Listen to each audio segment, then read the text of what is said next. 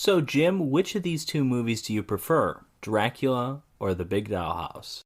The Big Dollhouse. Yeah, Dracula was just a little too slow for me. And again, it goes back to Dracula just being a little boring. I never felt bored in this movie. And that's really what it comes down to for me. How about you?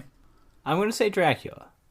I mean, I've seen Dracula like 100 friggin' times. There are few movies I've seen more than Dracula, and it's not because Dracula is necessarily one of my favorites, but it's like every Halloween. You know, a lot of people like every Halloween, like, oh, you have to watch Nightmare on Elm Street. You have to watch, Halloween, of course. For me, it was always the old school, the Universal monsters that I had to watch every year. Yeah. And for the most part, still do. I think I might have missed Dracula this past Halloween.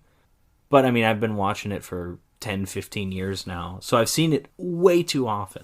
And I don't enjoy it probably as much as I once did, but I also enjoy it more than I did probably a few years ago. And I think it comes down to I enjoy the Dracula Van Helsing scenes. There's only a few of them, but I enjoy those a lot more than I remember having enjoyed them. Like, I think the writing of those scenes is really great. Big Dollhouse was a pleasant surprise, but I think Dracula is a better movie, and I enjoyed it a little bit more. It's relatively close because I don't love Dracula. I don't love either of these movies. I think they're both good. Yeah, I don't know. I guess I'm not sure if I can explain it much better than that. I just kind of prefer Dracula. I totally get what you're saying. I mean, I definitely think Dracula's a better Dwight movie. Fry is not in The Big Dollhouse. I'm sorry. No, you're right. And I mean, The Big Dollhouse, the acting in it is, it's fine. I don't have any problem. But the acting in Dracula I thought the wardress kind of sucked.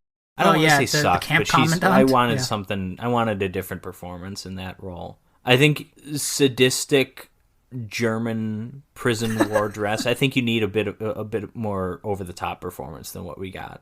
Yeah, well, in that it's a shame because they were trying to put you off her trail because she was acting so nice. Yeah, there was supposed to be a mystery there. Yeah. But no, I mean, there's no acting in The Big Dollhouse that comes anywhere close to what are their names? Fry. Bela Lugosi, Dwight Fry, and what's his face, Van Helsing. Edward Van Sloan. I don't even think Edward Van Sloan's that great, but honestly, I don't think Lugosi gives that great of a performance. It's an iconic performance, but I don't think it's genuinely great. It's like no, but it suits the character well. No, it does, but it's like Schwarzenegger in The Terminator. Yes, yeah. Wow, he's perfect for that part, but you can't really say he did an incredible job or he's a great actor or something. Yes, yeah, I agree. The Big Dollhouse was just fun. It was a pleasant surprise, and I love that Pam Grier song that she sings. I love that fucking kick to the gut that she gave that woman. And I love the last 15 minutes. It's great. Yeah, I mean, you gotta love a women in prison movie that in theory is going to take place all in this one prison and still finds a way to have an outdoor mud wrestling scene. There's some genuine creativity in the writing to make that work. Yeah.